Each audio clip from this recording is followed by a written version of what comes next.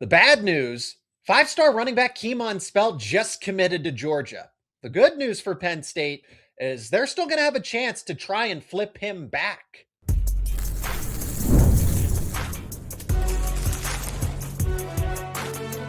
You are Locked On College Crossover, part of the Locked On Podcast Network. Your team every day. That is right. We are talking some Penn State football recruiting on this Locked On Crossover. Thank you so much for joining us on this episode. My name is Seyko. I'm the host of Locked On Nittany Lions, your daily source for all things Penn State sports. He is Brian Smith, host of the Portal Podcast, recruiting transfer portal expert here with the Locked On Podcast Network. Today's show is brought to you by Mazda. We put the same drive into every detail. Wins define the moment, putting in the work that defines you. Stay tuned for highlights in this week's Moving the Game Forward. There's more to a Mazda because there's more to you. Brian, some Penn State prospects that are committed in the 26 class got a ratings boost. We're going to talk about what impact they can have in the immediate future. But what is next for Penn State now that Kemon Spell has officially committed to Georgia? 2027 doesn't have a prospect commit. They don't have a commitment. 2028 does. We're going to get into that later on. We got to talk about Kemon Spell, though. Spell officially commits to Georgia. You're not all too concerned about it. Yeah, it's not ideal. I've made that point too. I don't like this because it kind of nerfs the recruiting momentum that Penn State and Matt Campbell seem to be generating. But this isn't over until National Signing Day, right, Brian? I don't think this is going to be over until then. And I also think there's going to be a lot of twists and turns. Kemon Spell's a five-star running back, and he knows it. There's not going to be any way in the world that he doesn't take visits. Penn State will be one of them. Maybe it's Ohio State or somebody else gets another. That'll take care of itself, but Penn State will be in position to get him back on campus. I'm not worried about this. So why make this commitment now? And honestly, let me circle back to when he was committed to Penn State. Why commit so early when he did the first time to Penn State and then still this early to Georgia? That's a great question. I don't think it's the greatest thing in the world. I would wait. If you're going to take visits, why commit? Maybe he wanted to secure his spot at Georgia. Sometimes this is the one time the recruit has the leverage, and that's part of it. If you're Georgia, I mean, you're recruiting two running backs a year every year because that kids that turn pro early, kids that leave, etc. But he's probably trying to secure a spot there. That would be my guess. Otherwise, I really don't see the need for guys that are going to take 3-4 visits after commitments. But hey, what do I know? I mean, you are the recruiting expert, so that's is NIL a factor here? Because I know that allegedly speaking, right? If you commit, schools will allegedly pay you to be installment payments to commit. I'm not trying to accuse Georgia of that, but is that the case in other aspects of college football? Does that happen? Oh, a lot. There are contracts with these NIL. You can't take visits, all kinds of stuff. There's all kinds of stuff like that. Georgia's not a big upfront team with money. I'm not going to name the player, but there's another kid they really wanted that the team that the young man committed to offered 4 times as much. Georgia is not a big NIL up front. You got to earn it there. Like after you're right, it's not really that much different than Penn State. Yeah. So I don't think that's what this is. He probably just had a good visit, spur of the moment, committed, something along those lines. That'd be my guess. But at the same time, it's Georgia. It's not real hard to sell Georgia. If you're a running back recruit, I'm sure that's pretty easy. Just go look at their offensive line room. I get it. But at the same time, he's a Pennsylvania kid. So is that going to stick? I need to see it. We'll find out when we get to December, but this is a long, long way from December. We're only in early February. So Georgia has 10 months to try to hold him. What are the odds that he doesn't make at least one more commitment before signing day? I'm going to go less than 50%.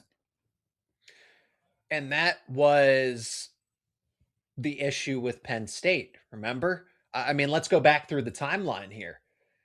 He was committed to Penn State once upon a time. He's not just a top target that they've been chasing after. He was a verbal commit in the class of 2027 to the James Franklin regime, but he also previously committed to J1 Sider, and then there was change there. And then Stan Drayton, and then obviously Stan Drayton leaves after one season. So all of this kind of happens I think because there's a lack of consistency here at Penn State. For better or for worse, Kemon Spell has had communication with 4 different point people at this point at Penn State. When you think about it, Brian, Jalen Sider originally, and then Stan Drayton, and then Terry Smith, because you didn't have a running backs coach, and now Savon Huggins, who takes over after being at Boston College with Bill O'Brien for a period of time here. I like Huggins as the running backs coach. Kemon Spell here, Brian, this is kind of my grievance with all of this. There were predictions, the projections that had him recommitting to Penn State. I'm not sure where those came from. Because if you listen to Kemon Spell in interviews, maybe you say, okay, he's untrustworthy. He's a spur of the moment type of player, prospect. He's still maturing, all that stuff. If you actually listen in his interviews, he did say that Georgia was the leading school in this recruitment, even though he was considering Ohio State, Miami, USC, basically pick a large brand that was recruiting him, and Penn State as well. And then Penn State picks up these recent projections, but all along he was saying Georgia's out in front. And now they secure the commitment after this visit. Yeah, I'm not surprised by it. He laid it out in front of you. I just wonder if a lot of people believed it because he's a Pittsburgh kid, and we're talking about Georgia. They don't recruit a lot of PA guys. Don't get like one guy a year up there. That's about it. But he might be the best player in Pennsylvania in this next cycle too. It's debatable. But I don't know. Maybe everybody was just thinking, Penn State's settled now. They'll get him. And they still might. But again, I'm not sure what the impetus is for him committing. I don't know. Like, why now? Why Georgia? Until I see it stick for more than a month or so, I don't put any stock in it. And even if he's committed going into visits, I will guarantee you he's going to take 2 or 3 more visits beyond Georgia. So do I really consider him a major commitment for UGA? I mean, in name, but in terms of how it works out, probably not. Probably not. This is going to go to signing day, and it's open season. As much as I think Penn State is in the mix here, I'm not going to look past Ohio State, Notre Dame. Who knows, Miami? Maybe they put some lucrative NIL package together to try to push for him later on, and then he's got to reconsider from there. If you assume that NIL is his major motivation, but as you've laid it out, Georgia doesn't really operate that way. Yes, you will get paid at Georgia, but it's not hey, we're going to pay you all along the way here. That's why I wanted to ask that question. I think Penn State's still in the mix, but I don't know that I would give them any better of a chance than Notre Dame with J1 Sider still. Ohio State's obviously Ohio State. Miami can always be a wild card because, again, they will try to do anything to get the NIL advantage here. I don't think this recruitment's over, but I also don't think it's down to Penn State and Georgia. I think it's not going to be just a head-to-head battle. Notre Dame had predictions in there as well. So they're in the same boat as Penn State, that they had projections and they end up missing out. Welcome to college football in 2026. Well, thank you. Recruiting and predictions are hard. I know all the people like Wilt Fong and Andrew Ivins and Chad Simmons and everybody. They're all great guys, but we sit around and talk about this stuff at like Battle Miami and Under Armour camps and stuff. We get intel, but it changes so fast based on NIL and everything. Today's lead story is tomorrow's afterthought. So you just follow it the best you can, provide as much information and as intel. Like we get a lot of times, like a Will Farm or something, he'll talk to a coach that it's got a commitment from a kid in 48 hours. It's just irrelevant. That's just how it is. Like, I mean, I have these conversations. I hear some of that stuff too. I work with Coastline 7-on-7, and we got kids with offers across country, and it changes by the hour. So it's wild.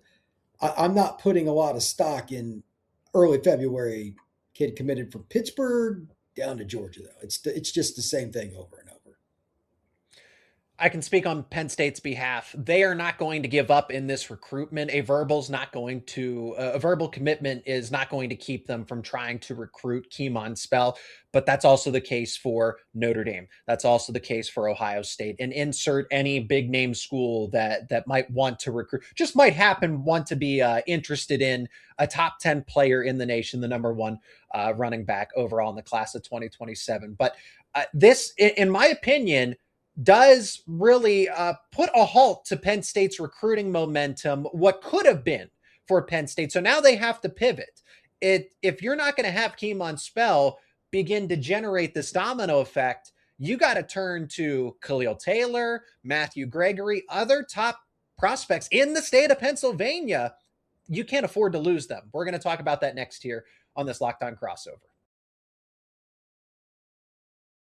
And this episode is brought to you by Mazda. This is Mazda's moving the game forward. For those who show there's more to the score than what's on the screen. And this is where we nominate a player, a play, a fan, a coach that has stood out with a moment that defines the game or the team. And we're going to go with Penn State men's basketball. A game-winning shot by true freshman Caden Mingo. And honestly, I got to shout out Freddie DeLeon as well. Two players that helped lead the way for Penn State to get its first conference win, its first Big Ten conference win. DeLeon with 25 points in a starting role, and Caden Mingo, who made the game-winning shot as time was getting ready to expire. These are the moments that remind us what it really takes to raise the bar. It's the extra work on and off the football field, on and off the basketball court, dialing in every detail, giving it that extra fire, that grit, the I never quit. We put the same passion into every model. Highlights make the reel. What it took to get there makes it count. There's more to a Mazda because there's more to you. Mazda, move and be moved. Once again, thank you so much for making Locked On Nittany Lions and the Portal Podcast your first listen and watch of the day. And thank you for making Locked On the #1 sports podcast network out there. If you haven't already, go check out the all-new Everydayer Club. What is the Everydayer Club? You will get access to ad-free audio feeds for both Locked On Nittany Lions and the Portal when you sign up for each of these shows. And that's compatible with Apple, Spotify, every other major podcasting app. You'll also get an invite to a members-only Locked On Everydayer Club Discord server, which includes a group chat just for listeners of these shows. You can check the show note. You can check the link down in the show notes to learn more and sign up for the all-new Everydayer Club. If you're not going to get Kemon Spell, you almost all but have to get at least Khalil Taylor, Matthew Gregory, Gabe Jenkins, right? There are other signature prospects in the class of 2027 who aren't necessarily to the magnitude of Kemon Spell. And I think that's what the point that I'm trying to make. Matt Campbell and this coaching staff are taking over. It's a new era at Penn State. And it would have been a plant your flag in the ground moment for Matt Campbell to say, hey, we are here. We are ready to go to battle well before the season gets underway. And to get a prospect that you haven't had ongoing communication with outside of Terry Smith, right? Terry Smith was bridging all of that together, but then Matt Campbell comes in and secures that. That's why everything was looking so great with the projections and the predictions. And it's, oh, look at what Matt Campbell's already doing out of the gate. And that door's immediately shut. Now you can recover. Brian, you and I agree that they can recover, but they have to do this sooner rather than later. You almost all but have to get a signature player in Pennsylvania to establish yourself if you're Matt Campbell. Khalil Taylor, Matthew Gregory, Gabe Jenkins, guys, two out of those three were previously committed to Penn State. So you could say it's easy. Well, I don't think anything's easy, but at least, okay, it's favorable. It's favorable that you should be able to get Taylor and Jenkins back and then hopefully carry that momentum into a commitment for a Matthew Gregory, another elite wide receiver in addition to Khalil Taylor. Yeah, you just got to work it one by one, put in the effort, and show these young receivers, hey, this is what we're going to do. We developed these guys when we were at Iowa State. They may not have been as highly ranked as you, but they sure ended up in the NFL. That should be a pretty easy sell, and spring ball will be the catalyst. How many times can they get some of this, especially the local kids, Delaware, New Jersey, Pennsylvania, West Virginia? How many times can they get kids within like a 4-hour radius to come to Happy Valley during spring to actually physically see it? It's one thing to hear a coach, hey, this is what we're going to do. It's another to see it. And I think that's a big part of this, especially for receivers. They want to see, hey, what do you have at quarterback? What am I going to be working with? And that's a valid thing. Like receiver, there's no other position group in the country in any sport more connected than QB and wide receiver. So they need to see it. That will be a very important factor. And that's why Spell's commitment to Georgia is so important for Penn State because it would have been a statement. It would have gotten the attention of other prospects to say, oh, if Kemon Spell's committing to Matt Campbell this early, it's almost Spell being at Georgia is only half the battle here. If he was still uncommitted, that would have at least kept the conversation over that, oh, Spell's talking about Penn State. He's trying to reschedule a visit. He has his OV over the summer set, right? Penn State still would have been in the dialogue, and they might be, but now it starts and ends with Georgia, and then Penn State's basically in a race with Notre Dame and Ohio State and whomever else you want to put in there, right? USC, Miami of Florida, right? All those schools. So that is why you have to, sooner rather than later, go and get at least Khalil Taylor or Matthew Gregory or Gabe Jenkins and start the process ASAP. And then if you're Matt Campbell, continue to carry over what you had established. So he's only been in recruiting at Penn State for what, a couple of months now, if we really want to put a timeline together. He was still recruiting at Iowa State. He has previous relationships. So it's about getting the prospects that were already initially interested in Penn State and then carrying over the relationships that you had built previously at Iowa State, because, well, that's a natural that's a natural conclusion that those guys are still going to be interested in Matt Campbell no matter where he is. Yeah, I think that you always have to carry your relationships with you. And over time, they might not recruit the Midlands like Colorado, Nebraska, et cetera, Kansas, but they've got sophomores, juniors, and seniors they've already got relationships with now. You're going to recruit that area, and then you'll, as they've already done a nice job, you'll assimilate more to Virginia, D.C., Maryland, New Jersey, West Virginia, PA. That's fine. And by the way, they've had some guys unofficially already visit from all over the country. Yes. That's fine. Talent is talent. Now the question is, how many can they reel in? I'm going to be curious, though. Not this class. This one will be a little more disjointed on where kids are from. The 28 class, I think, will probably be a little more Eastern heavy as they're going to recruit a bunch of juniors. Yeah. And that'll take care of itself for people that are wanting. This year, it's going to be a hodgepodge. It'll be fascinating. It'll be fun to watch. But you might see 3 kids from Nebraska side with Penn State. You might see 3 kids from Iowa sign with Penn State. I don't have an issue with it. Yeah, that's the point. Are they good football players? Mm-hmm. That's really what it comes down to. And if that's the case, and that's the way you climb the ladder in the Big Ten, tip your cap to the entire staff at Penn State. You got to make it work in the short term. Now, they don't have the same relationships with the kids in New Jersey right now. It's just reality. Now, I'm sure they're trying to build them. All the Catholic schools, Don Bosco and all those kinds of program, but that's going to take time. So give them a little bit of an opportunity. I think they'll do well. And I don't think Matt's going to have a hard time assimilating. He seems like he will fit in very well in Happy Valley. Brian, when does the alarm go off for you? Because Penn State doesn't have a single commit in the class of 2027. What is the timeline? What is the caliber of prospect? Because, okay, you can get a commitment, but if it's a wait and see impact from a long-term projection of a 3-star, right?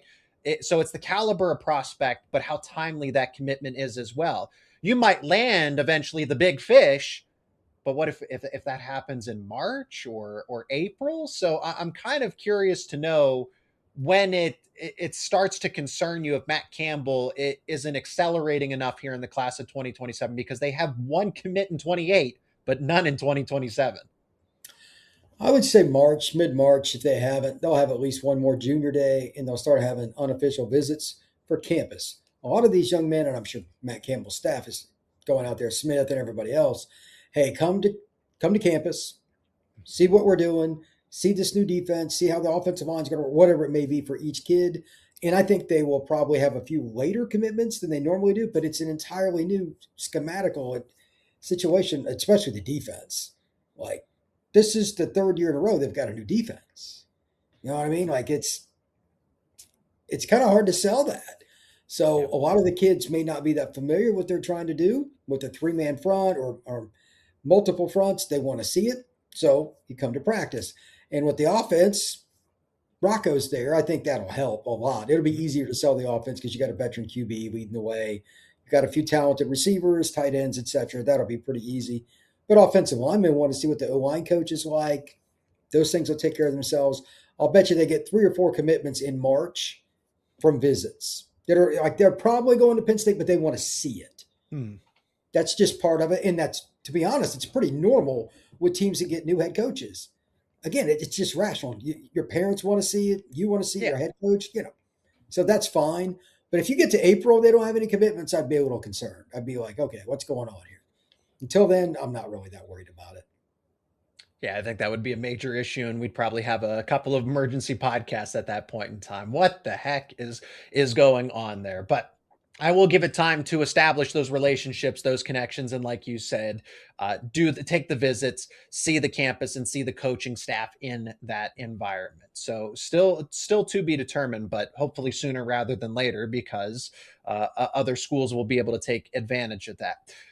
We bring it back to 2026, though. So 27 and 28 are important, but 2026, hey, for Penn State, they saw a few commitments get a ratings boost and bolster this class of 2026. Elijah Reeder, Josiah Sias, and Tyrell Chapman all got a ratings boost. How that helps Penn State right out of the gate, that's coming up next here on this Locked On Crossover. And this episode is brought to you by Indeed. Hiring isn't just about finding someone willing to take the job. It's about finding the right person with the right background who can actually help your business move forward. And if you want candidates who match what you're looking for, Indeed sponsored jobs is the move. Because instead of hoping the right person just happens to stumble across your post, Indeed helps you match with quality candidates by boosting your job listing to people who fit your specific criteria, like skills, certifications, and location. With Indeed sponsored jobs, your post gets seen by candidates who are actually a fit. And now you're not spending energy sorting through mismatched candidates. And here's a stat that says it all.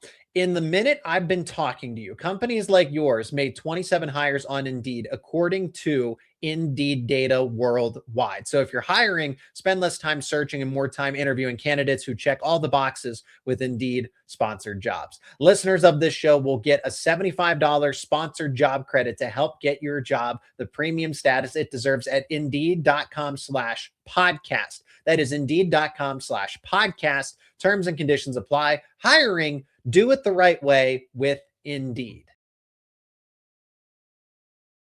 The 2026 class isn't going to be Penn State's best ever, right? It's manufactured, it's pieced together, but with what Penn State was able to salvage, I'm still impressed by. To get Jackson Ford and Peyton Falzone as the 2 lone commits before they even hired a head coach, and then Matt Campbell to progressively get some flips from Iowa State. And one of them's turned into Penn State's best commitment, actually, in Elijah Reeder out of the state of New Jersey. 6'6" defensive end. He's an edge defender, 210 pounds. So Elijah Reeder goes from, hey, a fringe 3-star to this guy's just outside the top 200 in the nation, according to Rivals on 3. And then Josiah Sias and Tyrell Chapman also become solid 4-stars here. Zias is inside the top 250. So Penn State's class of 2026, everybody was dunking on it once upon a time, but they've now gone from 2 verbal commitments on signing day to, well, look at this. They have close to 15, and a couple of them have serious upside and potential. Dex Ford's still the guy I like the best, kid out of Pennsylvania, the defensive edge guy. But I mean, they've got other kids that are getting New Jersey guys, et cetera, some late flips from the traditional Penn State area. That's something that I like, and it's also a sign that they understand pass rushers, among other things. They're going after the right kind of players. So Penn State, I mean, they've had some dudes on the edge in the last 10 years. So maybe that's going to kind of stick around with this new staff. And I'm curious to see what that staff can do, because they didn't get the same kind of athletes that Penn State did year after year. Get some guys a little further in the development stage, how quickly they can play. Because let's be honest, not many teams did better than Iowa State with what they've got in the last 10 years. Like, it's unbelievable, because that program has been a doormat my entire life. Now they're going to bowl games all the time. So I give Matt Campbell's staff a lot of credit. The defense in particular, they confuse people, create a lot of turnovers, but they still didn't have a lot of pass rushers. This year, you're going to see some differences with that. And then on top of it, again, you're bringing more talent in. So it should be a pretty easy sell. But they're going to want to see it. Spring ball, again, is going to be key for the 27 group. And to get those guys in 26, some of the late additions, without them really knowing much about these guys, it was a really good sign. That's the idea, is that you take Matt Campbell and the Iowa State development and then couple it with the better prospects that are now available to you, being not only in the geographical area, but that Penn State is going to naturally attract more so than Iowa State and Ames, Iowa. Brian, it's refreshing to hear you say Jackson Ford's your favorite prospect. I mean, Ford was one of our favorite prospects when this class of 2026 was a little more intact, right? We saw it fall apart for obvious reasons, with James Franklin going to Virginia Tech and just a coaching change in general. But for Ford to stay committed, I mean, I had him tabbed as one of the potential stars of this group from when we were talking about it in the heart of the class of 2026. And then you pair him with potentially Elijah Reeder as well. I mean, Penn State's two best prospects right now in the class of 2026 are edge defenders. Think about that. Getting after the quarterback, your top two commitments are pass rushers. Yeah, that never goes out of style, man. Look at the NFL draft. Offensive tackle, defensive line, and quarterback, top of the board. So I would, if I was Penn State fan, looking at the way that the 26 class ended and how they're prioritizing 27, I think they're in a good spot. Like, I didn't think there was a chance in hell they'd get to 10 commitments in 26. I'm not sure you did either, but that you can use that measurement in a lot of different ways, because to be really honest, that's hard, man. They didn't have a full staff. Like what Smith did, by the way, is unbelievable. Keeping some of those kids around and keeping them interested. He deserves a lot of kudos. That guy must be a true Penn State lifer. Congrats to him. He's done a fantastic job. But they still had to come in and sell, oh, by the way, we're the new guys. You don't know me. Come play for me. That's got to be hard. Yes. It doesn't, like, if I'm a dad, I'm like, who the heck is this guy? You know what I mean? I can see him on TV, but we don't know this guy. We're 3 days from signing day or something. You're hearing rumblings about this guy and that guy, and then it didn't happen. Like, that was crazy.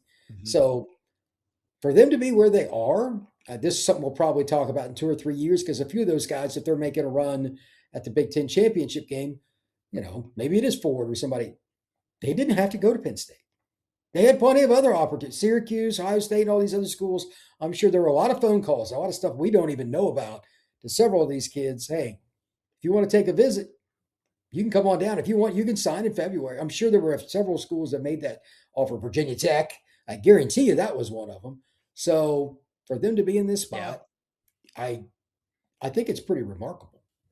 And something else I want to point out briefly here as we wrap up this crossover episode: Penn State is really prioritizing size here.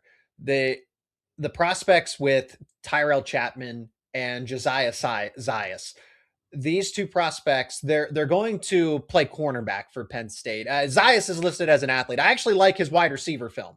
I would prefer him at wide receiver, but it seems like the intel is pointing him to being a cornerback to start. Bottom line is, Chapman and Zayas are both 6'2", and they move very well for, especially Zayas. He's 6'2", 200. So he's honestly has college ready size. Chapman's listed at 6'2", 180, but that's speculative. He might he'll enroll early. Maybe he adds the weight, but these are guys that, Penn State's secondary, I think Penn State has one of the better secondaries in the Big Ten. Maybe when all's said and done, could have a top 3 secondary just because of how active the defensive backs are going to be involved. But I look at Zayas and Chapman and say, there's an opportunity for them. If they hit the ground running, they could factor into the rotation sooner rather than later. That's the kind of upside I see from them, with them jumping in the rankings like that, but also the stuff you can't teach, being 6'2" as a corner. Never goes out of style, man. Corners are in such a disadvantage with today's passing games, all the bunch formations and all the talented athletes. That's why length is so coveted. We talked about Georgia earlier with Kemon Spell. Like, he's real picky about the length of his corners. There's a reason why, because you're such a disadvantage. If Zay's 6'2", 200 pounds, at worst, he's going to be a free safety. You try those kids at corner first. Absolutely. Because if you can take away the other team's best receiver, or at least most of the time, it changes every play. Yeah, you absolutely try him at corner. And that is where we're going to wrap things up on this Locked On crossover. Appreciate each and every one of you for joining us here on this episode. Leave a like, leave a comment, share your thoughts down below. And if you're new to either Locked On Nittany Lions or the Portal, subscribe to the YouTube channels and wherever you get your podcasts for daily conversations like this. He is Brian Smith, recruiting expert, transfer portal expert, host of the Portal here on the Locked On Podcast Network. My name is Zach Seyko, your host of Locked On Nittany Lions, your daily source for all things Penn State. Brian, appreciate the time, the perspective, the insight, and can't wait to chat with you again very soon. Appreciate it. Thank you very much.